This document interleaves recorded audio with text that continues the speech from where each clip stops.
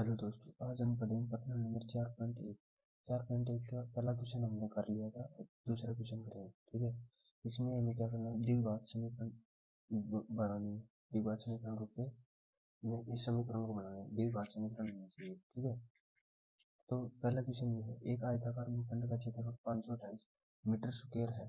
क्षेत्र की लंबाई चौड़ाई के दुगने से एक अधिक है और हमें भूखंड की लंबाई और चौड़ाई ज्ञात करनी है। हमें x की वैल्यू y की वैल्यू नहीं निकालनी है, इसमें हमें समीकरण बना के ही छोड़ना है। ठीक है, तो हम शुरू करते हैं। एक आयत बना लेते हैं।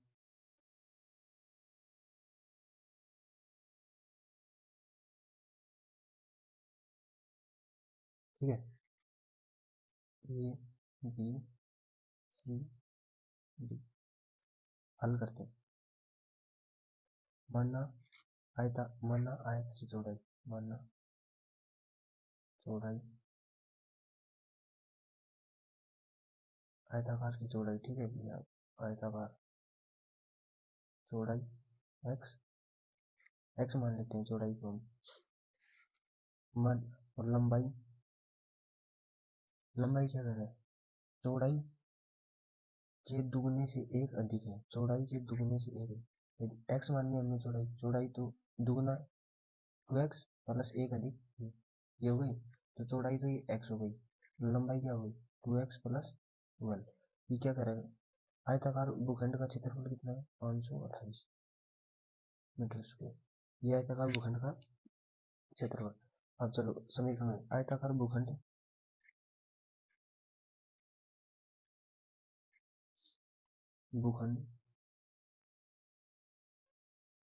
का क्षेत्रफल, भूखंड का क्षेत्रफल कितना दे रखा है हमें 528 मीटर स्क्वायर। ठीक है, आयत का क्षेत्रफल क्या होता है, लंबाई गुणा चौड़ाई। आयत का क्षेत्रफल क्या होता है, लंबाई गुणा चौड़ाई। तो लंबाई गुणा चौड़ाई, हमें क्या दे रखा है 528। लंबाई क्या है हमारे पास 2x प्लस 1। लंबाई हमारे पास है 2x प्लस 1। चौड़ाई क्या है x। चौड़ाई हमारे पास क्या है x बराबर 500। x की गुणा अंदर करेंगे 2x स्क्वायर प्लस x बराबर 528। 2x स्क्वायर प्लस x, ये इधर आएगा तो माइनस का 528 बराबर 0। हमें क्या कह रहा है, द्विघात समीकरण बनानी थी इसको। ये द्विघात समीकरण हो गई। ठीक है, तो ये हमारा आंसर। यदि हमसे अलग अलग पूछता लंबाई क्या होगी चौड़ाई क्या होगी, तो इसके पहले इसकी गुणा करते, फिर इसके टुकड़े बनाते और फिर इसको सोल्व करते। ठीक है, तो हमें अब यहाँ तक ही पूछ रखा है, तो यहाँ ये हमारा आंसर हो जाएगा। अगला क्वेश्चन करते हैं।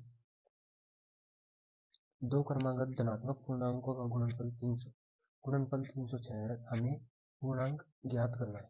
ठीक है, पूर्णांक क्या है, मानना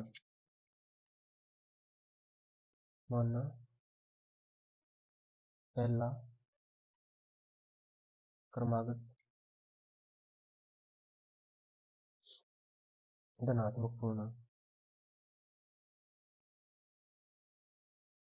पूर्णांक। ठीक है, मानना पहला धनात्मक पूर्णांक क्या मान लेते हैं, x मान लेते हैं। तो दो क्रमागत दूसरा मानेंगे तो मानना पहला धनात्मक, तो दूसरा मानेंगे क्या है, दूसरा ये आगे आप ऐसे लिख देना। ठीक है, दूसरा मानेंगे तो क्रमागत का मतलब क्या होता है, पहला तो हम x मानते, दूसरा x प्लस 1, तीसरा मानेंगे तो x प्लस 2। तो ऐसे ये बढ़ता जाएगा, तो दूसरा क्या होगा x प्लस 1। ठीक है, तो दोनों क्रमागत धनात्मक गुणनफल, तो इन दोनों की गुणा हो जाएगी, गुणनफल कह रहा है। तो पहला x, दूसरा x प्लस 1, दोनों का गुणनफल क्या दे रखा है 306।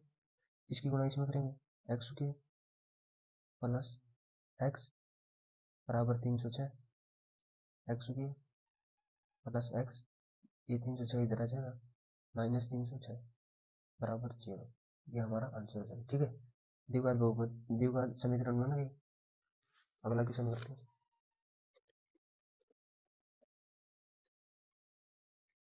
अगला क्वेश्चन ये है, रोहन की माँ उससे 26 वर्ष बड़ी है, उसकी आयु का गुणनफल अब से 3 वर्ष पश्चात 360 हो जाएगी। हमें रोहन की वर्तमान आयु ज्ञात करनी है। ठीक है, तो हल करते हैं। माना रोहन की वर्तमान आयु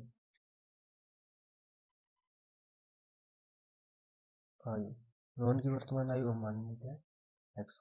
माना अब रोहन की वर्तमान आयु एक्स, इसलिए रोहन की माँ की वर्तमान आयु, रोहन की माँ की वर्तमान आयु, ये क्या हो जाएगी एक्स।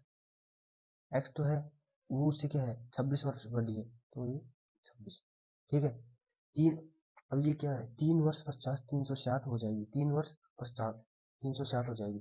तो पश्चात बाद इसमें क्या होता है जुड़ते हैं और पूर्व में घटते हैं।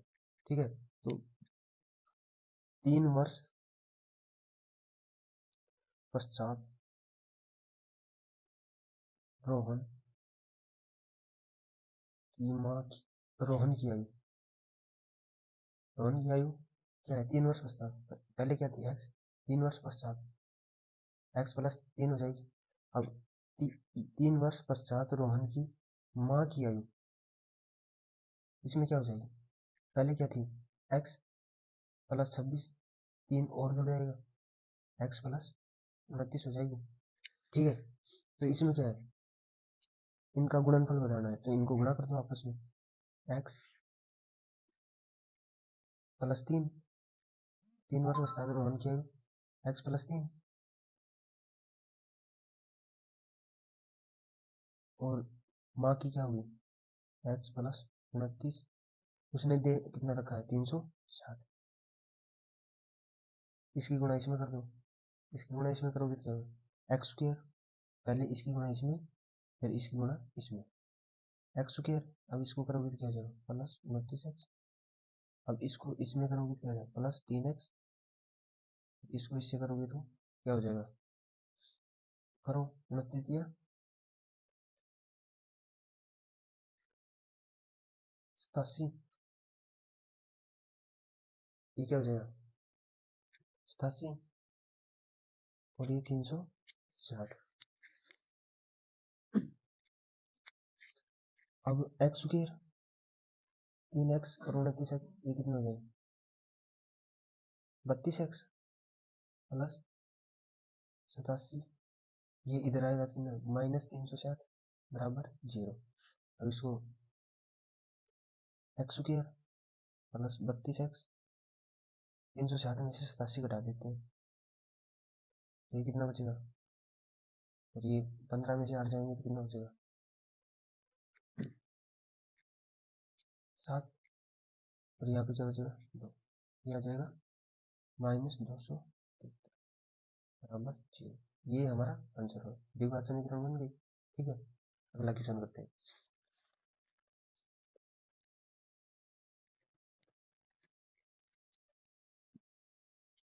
क्वेश्चन नंबर 4, एक रेलगाड़ी 480 किलोमीटर की दूरी समान चाल से तय करती है, यदि उसकी चाल 8 किलोमीटर कम हो तो वह उसी दूरी को तय करने में 3 घंटा अधिक लेती है। तो हमें रेलगाड़ी की चाल ज्ञात करनी है। ठीक है, हमें क्या करनी है रेलगाड़ी की चाल ज्ञात करनी है। तो माना हल करते हैं, माना रेलगाड़ी की चाल x किलोमीटर पर आवर। ठीक है, रेलगाड़ी की चाल, रेलगाड़ी की चाल हमने मान ली x, कुल दूरी हमें क्या दे रखी है 480, तो कुल दूरी दे रखी है हमें 480 किलोमीटर। अब शर्त पहले यहाँ तक सोल्व करेंगे फिर ये आगे सोल्व करेंगे। तो शर्त एक के अनुसार, अब चाल का सूत्र क्या होता है, चाल बराबर दूरी बटे समय होता है। यदि इसको ऐसे भी लिख सकते हो, दूरी बटे चाल या समय, इसको कैसे उल्टा सीधा करके लिख सकते हो आप। ठीक है, चाल हमने क्या मान रखी है, तो इसको चाल हमने क्या मान रखी है, x, समय t, टोटल दूरी क्या है 480, समय हमने t1 मान लेते हैं। ठीक है, ये हमारी समीकरण नंबर 1 बन गई। इसको ऐसे करते हैं, t1 480 बटे x, ये नीचे आ गया और इसको ऊपर कर दिया हमने, ये समीकरण नंबर 1 बन गई। शर्त 2 के अनुसार, शर्त 2 के अनुसार इसको हम यहाँ पे मान लेते, ऐसे कर लेते हैं, समय बराबर दूरी बटी चाल। ये थोड़ा सही समझ में आएगा। समय t2, दूरी क्या दे रखी है, दूरी 480। अब यहाँ पे क्या कह रहा है, देखो, यदि इसकी चाल, यदि इसकी चाल 8 किलोमीटर कम हो तो उसे दूरी को तय करने में 3 घंटे अधिक लेते। तो दूरी इसमें क्या कर दी, 8 किलोमीटर कम कर दी उसने। तो x मान रखी थी हमने, तो चाल, और उसने क्या कर दी 8 किलोमीटर कम, तो ये हुई। अब इसको ऐसे सोल्व करेंगे, 3 घंटे अधिक लगते हैं, 3 घंटे अधिक इसको लग रहे हैं, 3 घंटे अधिक, तो T2 माइनस T1 बराबर 3। कितने घंटे अधिक लग रहे हैं, 3।